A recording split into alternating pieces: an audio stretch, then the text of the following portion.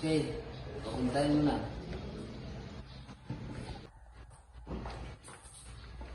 Magandang umaga po. Naman dito na. Ano po ba ang pangalan mo? Ako po ay si Pangalan.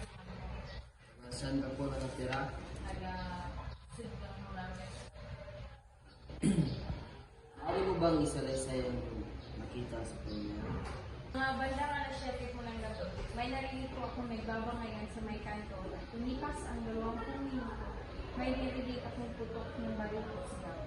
Lumabas ako at nakita ko si Dominic Ayakaide na tumatakbo at may dalang baril na tila kinakabahan naggaling sa direksyon ng pinagmulan ng putok ng baril.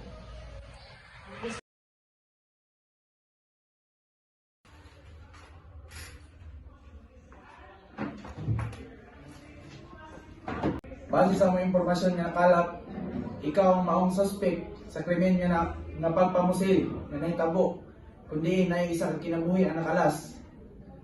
Tinuod ba kini? Dili, sir. Inosente ko na, sir. Base sa mga saksi na nakakita ni krimen nga nahitabo, ikaw may lang gitudlo ang maong suspect. Dili, sir. Oo, wala na, sir. Karon, dili makamangkon, na ko'y pailailan nimo.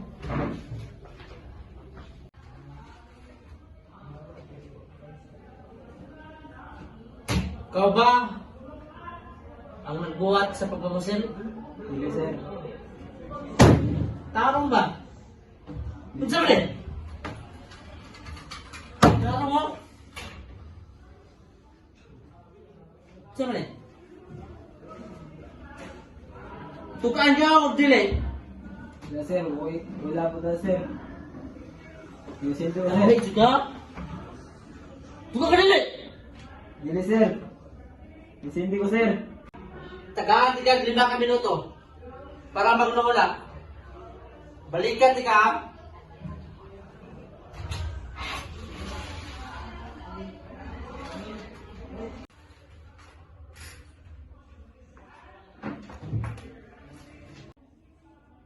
So, mutug-an na ka. Ako ni mo, mutug-an na ka. So, unsa man yung mga papel dire? Diki ni? Bako pa ni mo, mutug-an na ka. Kaya pili ka na matabangan. Namugaan ang imong kaso. So, unsa man yun? Ikaw yun ang nagbuhat sa pagpamusil? Dili, sir. Oo, wala na, sir. Sige.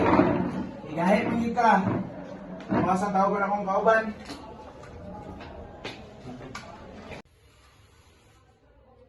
Unsa man? Nakaon na mga nabaka sa 5 ka minuto kung yata di mo. Utukan ka o dili? Ha? Dahil sige ka ha? Dahil sige ka ha? Unsa man? Tukan ka dili? Wala na, sir. Kasi mo kabalo, unsa man eh? Unsa man ebidensya? Piki ni? Tarong ka? Sige malak ka. Unsa man? Ha? Sir. Tara, ako na.